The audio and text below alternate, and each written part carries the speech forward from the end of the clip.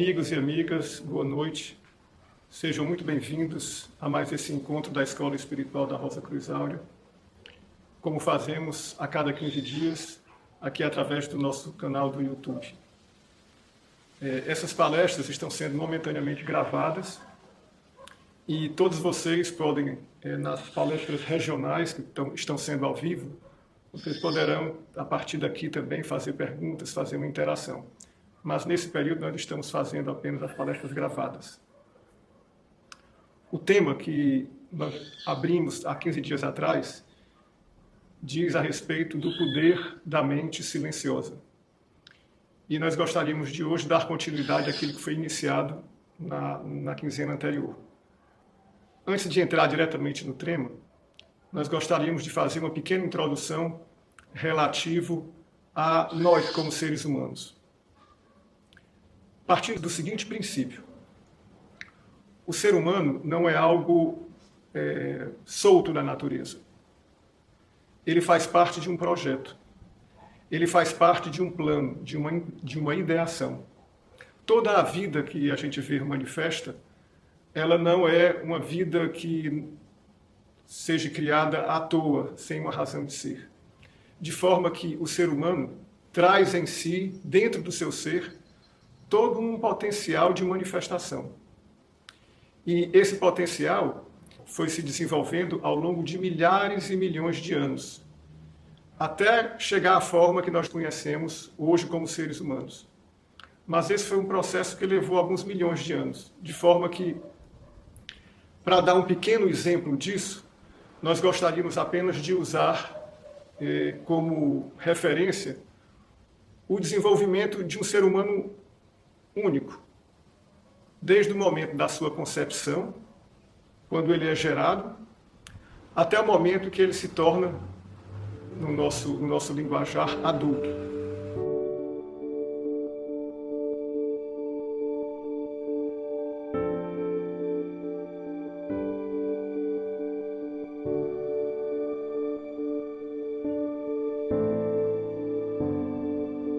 Então nós conhecemos algumas fases, né? Desde a concepção, o desenvolvimento no útero, o desenvolvimento na mãe, né? Em seguida, na primeira infância, nós podemos ver ainda um ser completamente dependente, que precisa ser dado a ele o alimento para que ele possa se desenvolver, né? Ele precisa de todos os cuidados, ele vive de fato do carinho, da atenção e das forças, das energias daqueles que estão ao seu redor. A partir de um determinado momento, normalmente nós falamos a partir dos 7 anos, 6, 7 anos, essa criança ela tem a sua própria condição de, vamos assim dizer, de gerir a sua própria energia. Então a sua vitalidade já não depende mais de terceiros. O seu aspecto energético já se torna, vamos assim dizer, maduro. Mas ele ainda fica muito dependente, emocionalmente, principalmente, dos seus pais ou das pessoas que estão mais ao seu redor. A partir de uma determinada fase, esse ser humano ele tem, vamos assim dizer, mais um amadurecimento e ele torna-se consciente de si mesmo e ele é dono de sua vida, mesmo que ainda muito impulsivamente. Isso é característico principalmente de uma fase que a gente chama de adolescência ou puberdade, durante a qual esse ser humano ele se impõe como um ser aqui já muito mais individualizado, muito mais independente. E em seguida vem a fase que a gente chama da fase do juízo, a fase do ser humano adulto, na qual ele também já tem, vamos assim dizer, uma atividade de reflexão, de razão muito mais acentuada. E a partir daí ele pode, vamos assim dizer, chamado pela própria sociedade, pela própria lei, como um ser responsável por si mesmo. Esse pequeno exemplo que a gente está dando do desenvolvimento de um ser humano único é como se ele passasse, durante esses 20 anos, mais ou menos, 20 e poucos anos, todo o processo de maturidade da criação do próprio ser humano como entidade vivente. Desde o momento em que ele foi concebido, né, e que passou pelos diversos desenvolvimentos, seja nos planos da ideação, nos planos da criação, nos planos da criação energética dele, enfim. Todos os processos que chegaram até o momento que nós temos hoje. Então, a própria vida de um ser humano, ela é um reflexo de todo o desenvolvimento de um plano para a criação da vida manifestada como nós conhecemos hoje, com os seus 4 reinos, os seus 4 estados de consciência.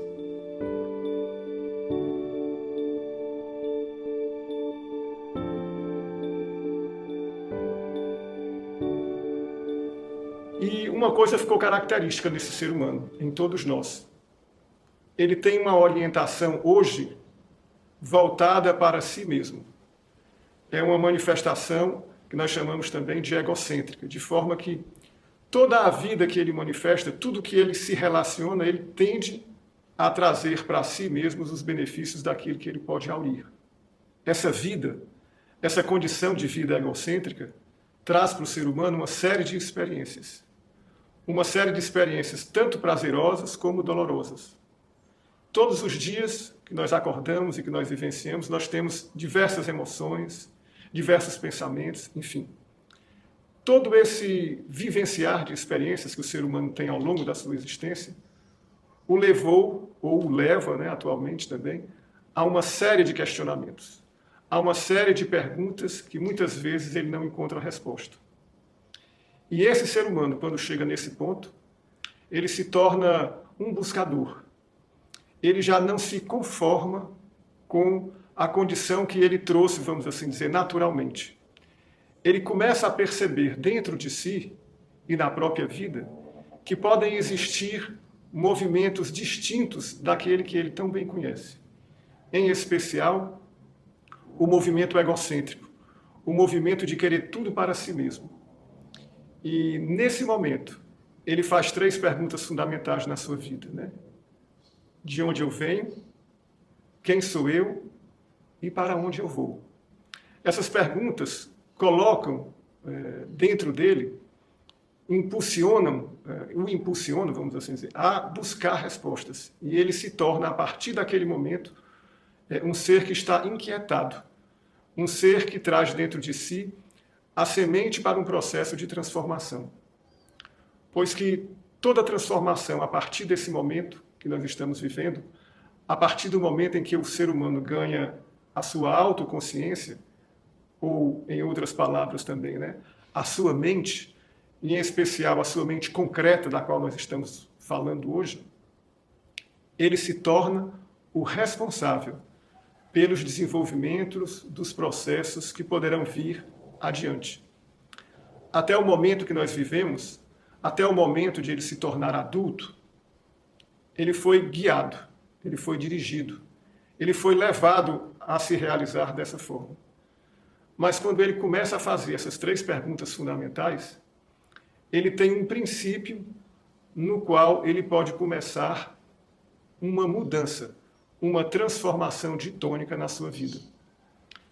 E nós queríamos encerrar essa primeira fase, essa primeira introdução, dizendo que nesse processo, nessa condição que o ser humano está colocado, ele ainda não é um ser pleno. Ele ainda não é um ser que está na sua plena maturidade. Ele ainda é um processo que, ao que parece, nós estacionamos em algum ponto desse processo. E por isso a vida que nós levamos hoje parece a vida em uma circunferência, onde as experiências se repetem diversas vezes em momentos distintos da nossa vida. É como se nós estivéssemos presos a uma roda, na qual as experiências são acumuladas, mas a gente não supera. Assim, vamos dar um exemplo concreto disso. Nos nossos relacionamentos, em especial, muitas vezes nas nossas famílias, muitas reações, e observem a palavra, reações, elas são como que programadas. Diante de determinadas condições, o pai, a mãe, o filho ou a filha, eles vão sempre reagir mais ou menos da mesma maneira. Então, o ser humano como que encalhou em uma fase do seu desenvolvimento. A gente não vai explorar isso aqui porque esse não é o tema da nossa palestra de hoje, Mas é importante nós termos claro que, diante do processo que é a formação de uma entidade humana, nós podemos dizer que esse processo está, nesse momento, girando em círculos. Ele parou de dar continuidade na ideação inicial dele. E o processo no qual se dedica uma escola espiritual, como a da Rosa Cruz Áurea, é um processo que leva esse ser humano a assumir novamente o desenvolvimento desse processo.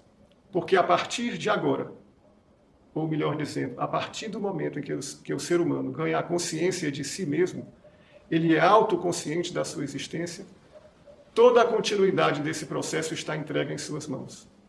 E a escola espiritual é uma ferramenta da qual o ser humano pode dispor para dar continuidade nesse processo. Agora nós vamos dar uma parada nessa introdução e vamos tentar entrar no tema especial da nossa palestra, que é ligado à mente, ao poder da mente silenciosa.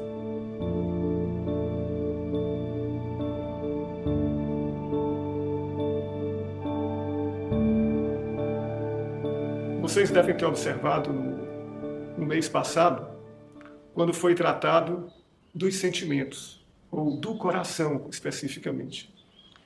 E no coração, como vocês ouviram nas palestras anteriores, está também o centro desse mini-universo que é o ser humano. Existe uma força na qual a porta de entrada dessa força, dessa centelha do espírito, para a nossa personalidade, está no coração. E o nosso coração é também o motor do nosso ser, no sentido de que ele está cheio de sentimentos. Todos os processos de nossa mente também se dirigem ao coração, como também todos os processos de desejos, de emoções, também estão voltados para o nosso coração, de forma que ele é, vamos dizer, a oficina onde tudo isso é misturado e onde é formado o ânimo da nossa vida, aquilo que nos anima. E esse ânimo determina, a partir do momento que ele foi formado, as reações desse ser humano. Como o coração é a porta de entrada do poder da centelha do espírito, da força de uma nova manifestação, a partir do momento em que esse ser humano se volta, para aquelas perguntas fundamentais, é um sinal de que algo desse novo elemento que já está dentro do seu ser está, vamos assim dizer, vivo, está presente. E ele representa um poder de transformação. Mas a primeira transformação que é preciso ser feita é no santuário do coração. É nesse laboratório onde todas as forças se agrupam e que, a partir da força nuclear do espírito que está dentro de nós, que também se dirige ao coração, um processo de transformação pode ser iniciado. E uma vez que esse processo é iniciado e que se estabelece uma calmaria, vamos dizer, mínima, mesmo que seja por momentos, e que logo depois a gente retome aquelas reações automáticas, mas naqueles momentos onde aquela calmaria se dá, é como que é acesa uma luz no coração humano. E essa luz, como está no coração, imediatamente também ela se dirige pela pequena circulação à nossa mente. E a partir disso, a partir dessa ligação íntima entre o coração e a cabeça, uma pequena, ainda uma mal arvorescente luz pode fazer morada também na nossa mente. Mais especificamente, na nossa fronte, no nosso neocórtex, aonde pode ser aceso a chama ou a luz de uma nova consciência. Então, vejam que é a partir de um poder que está dentro de nós e que inicialmente ele se liga ao nosso coração, esse poder pode seguir caminho, vamos assim dizer, nesse processo de transformação também à nossa mente. E isso faz com que, para todos nós, uma nova forma de ver a vida possa se estabelecer, nem que seja por momentos muito pequenos. Naqueles momentos em que aquelas perguntas fundamentais são feitas, naqueles momentos em que vários insights são nos colocados. São momentos quase que mágicos na vida da gente, e que às vezes a gente tenta congelar na expectativa de que ele não se desfaça. Mas, como é normal, ele vai se desfazer porque ele ainda não se tornou um estado de ser constante em nós. Né? Por isso é como se fosse um raio de uma luz, que momentaneamente clareia a nossa visão e a gente tem, naquele momento, uma visão mais clara de quem somos nós, do que é a vida e para que caminho a gente quer se dirigir. Então vejam, esse processo ele se inicia no coração, esse processo de transformação da consciência do ser humano. E ele vai ter continuidade no momento em que essa força se dirige e ela se transforma numa pequena luz na nossa cabeça, na nossa mente, dando assim a possibilidade de termos assim uma clareza maior de tudo que está acontecendo dentro e fora de nós.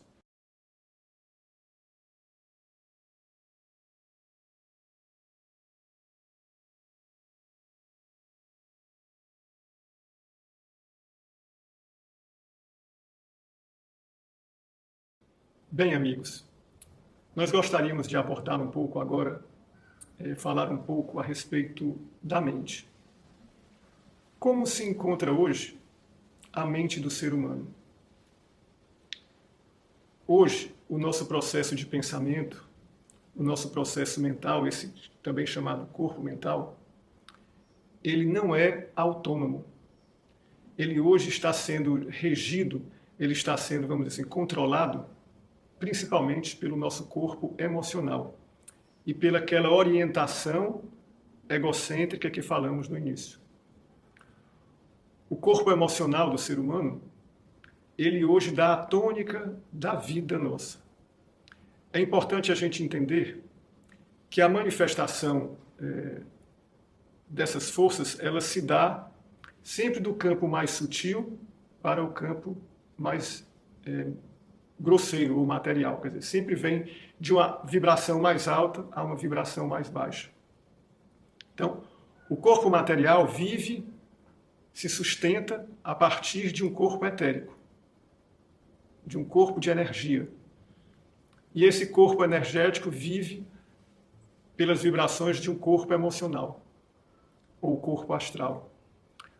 O que nós chamamos de um corpo mental, ele ainda não está na sua plenitude, ele ainda não está completo, ele ainda não está formado.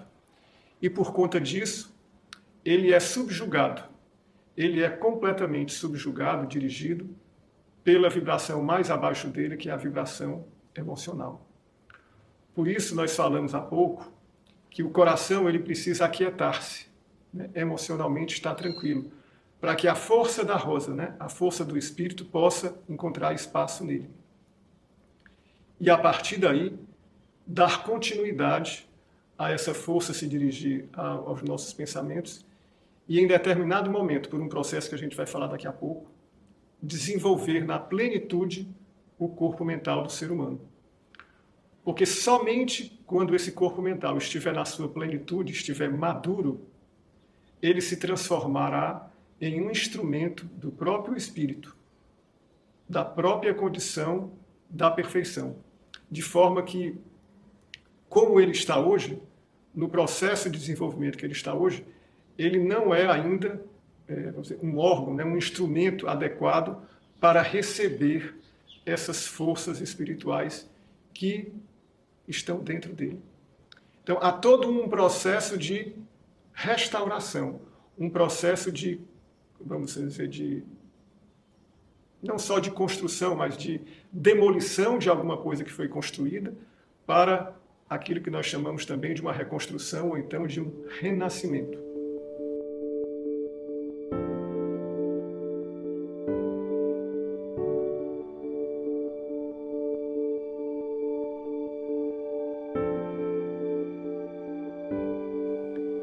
E como se dá esse renascimento? Em que condições esse renascimento se dá? E como nós podemos saber que estamos envolvidos nesse processo? Amigos e amigas, o ponto número 1 é o fato de nós estarmos aqui hoje falando sobre isso.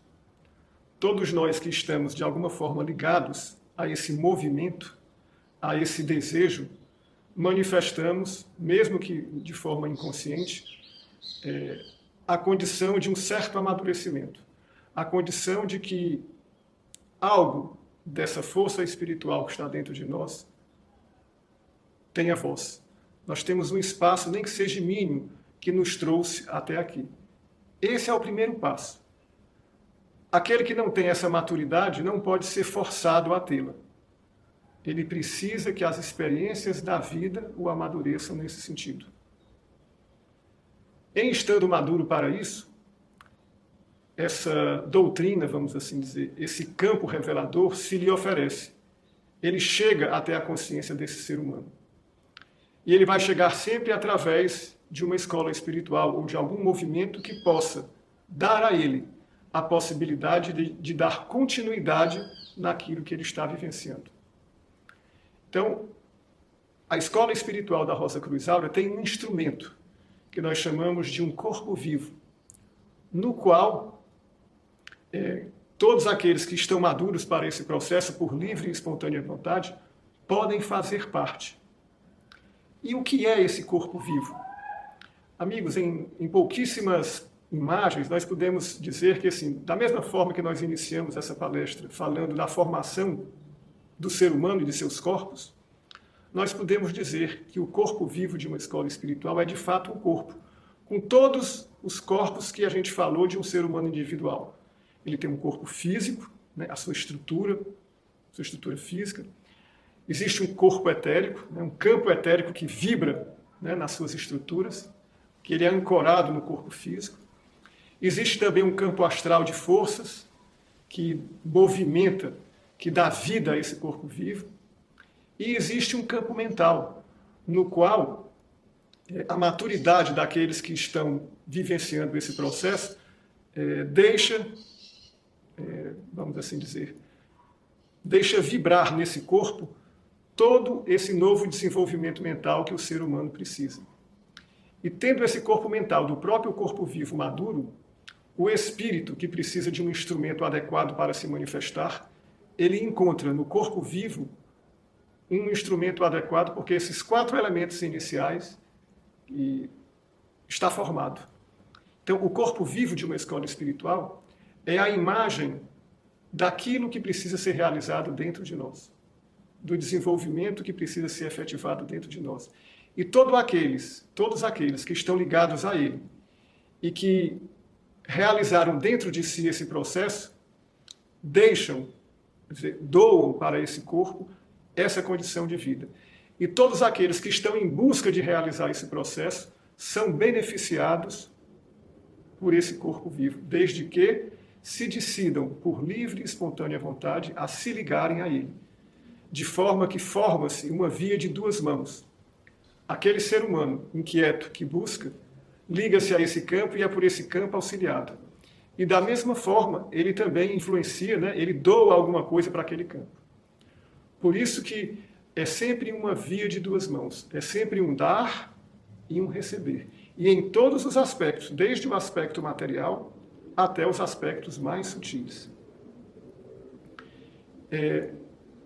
A participação no corpo vivo, nesse sentido, ele é essencial para que esse auxílio, para que a dinâmica desse elemento espiritual que está dentro de nós e que se manifesta inicialmente apenas como flashes, como raios e que rapidamente somem, ele possa se estabelecer de uma forma mais constante na nossa vida. Então, as atividades que esse corpo vivo propõe a seus alunos, nos quais ele participa, poderá fortalecer esse anseio que ele já traz, mas também poderá fortalecer esse desenvolvimento do novo ser dentro dele. Para que esse novo ser possa, vamos assim dizer, se manifestar, é preciso desconstruir tudo aquilo que ganhou força, ganhou vitalidade no processo de construção da egocentricidade. E por isso nós falamos num processo de autorrendição. Então, o corpo vivo é uma ferramenta de auxílio para todos aqueles que querem realizar esse caminho. E veja, amigo, esse caminho ele tem diversas fases. E essas fases, elas não são as mesmas no sentido assim, das experiências que eu tenho e que vocês poderão ter. Cada um de nós constrói o seu próprio caminho à medida que ele caminha. E isso é muito lógico, porque cada um de nós tem uma bagagem completamente individual, específica e de acordo com o nosso karma, com a nossa herança sanguínea, com a família que recebemos, enfim, com o meio social em que nós vivemos. Mas esse caminho é um caminho no qual um processo de transformação da própria consciência do ser humano, que ele precisa levar a efeito, que ele tem que ser, vamos assim dizer, o dirigente desse processo e apenas auxiliado pelas forças do corpo vivo que a isso se propõe.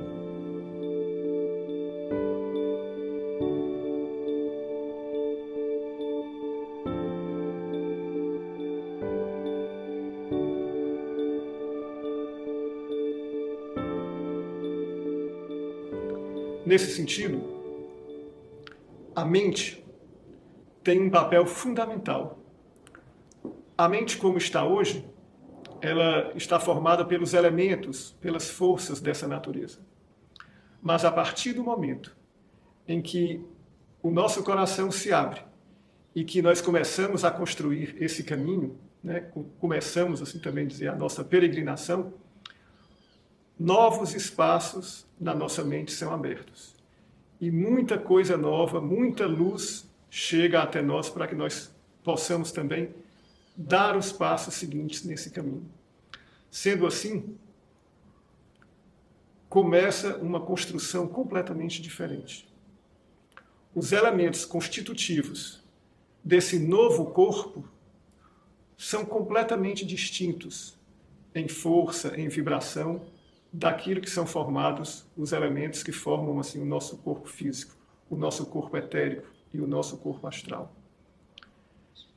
Essa nova construção, esse novo veículo, ele será capaz de habitar todo esse sistema desde que ele se adeque para isso. E por isso que ele é um processo que começa nesse sentido de cima para baixo. Ele começa com a transformação do corpo mental, e esse processo vai se desenvolvendo gradativamente. Depois que esse novo corpo mental, ou também chamado na nossa escola de essa nova alma, está minimamente estabelecida, nós podemos dizer que começamos a transformar também o corpo seguinte, que está logo abaixo do corpo mental, que é o corpo astral. O corpo astral também terá que se adequar às vibrações, às novas condições que estão sendo vivificadas no corpo mental, no novo corpo mental. Quando ele consegue se adequar a isso, o processo continua até que o corpo energético, ou o corpo vital, também vá sofrer com esses processos de transformação. Até o momento de que ele também, esse corpo etérico, estará habitando um corpo material que também passará por um processo de transformação. Então, assim, em linhas muito genéricas e muito rapidamente, todos esses 4 corpos, eles vão ser transformados, vão se tornar adequados a uma nova vibração, a uma nova condição de vida que está potencialmente dentro de todos nós e que faz parte do plano original que concebeu a vida humana. Nós começamos essa palestra falando que existe um plano. O ser humano não é algo que está solto no tempo e no espaço. Grande parte desse plano já foi realizado. A parte seguinte desse plano está nas nossas mãos e passa pela construção desse novo corpo mental. E a partir da reconstrução desse novo corpo mental, a transformação de todos os outros corpos. Até que chega um momento em que esse 5º corpo, né, esse 5º elemento, ele consegue habitar completamente a vida desse ser humano. É aquela condição onde os grandes testemunharam, os grandes como Hermes Trismegisto ou como Jesus, quando ele diz que está aqui, está presente, está no mundo, mas ele não é apenas aquilo que a gente vê. Por mais que a gente veja a forma material manifestada, os outros aspectos, eles não são perceptíveis aos nossos 5 sentidos. Mas ele consegue temporariamente habitar a forma material. Mesmo que essa forma seja perecível, mas ela minimamente se adequou para que aquela condição espiritual se manifeste pelo tempo que for necessário, né, para realizar esse trabalho em favor de todos. Amigos, era mais ou menos isso que nós gostaríamos hoje de dizer para vocês. Todos que estão presentes e toda a humanidade que chegou nesse ponto de maturidade, ela é possível, quer dizer, ela tem toda a possibilidade de realizar esse processo dentro de si. Não é um processo intelectual, não é um processo de acúmulo de conhecimento, não é um processo que você desenvolve a partir de forças do pensamento positivo ou de algum tipo de exercício que você possa querer fazer a partir dos elementos constitutivos das formas que nós conhecemos hoje. Mas é uma possibilidade que cada um de nós traz dentro de si. Antes de encerrar, nós gostaríamos também de dizer que nós estamos no Facebook, no YouTube, no Instagram. Nós temos essas palestras que são feitas, que estão gravadas nesses canais, vocês podem ter acesso. Temos também o nosso site, rosacruzaureo.org.br. Temos também o site das nossas publicações, a pentagrama.org.br, na qual vocês podem baixar gratuitamente os nossos livros e também fazer as suas pesquisas. Então, muito obrigado pela atenção e tenham todos uma boa noite.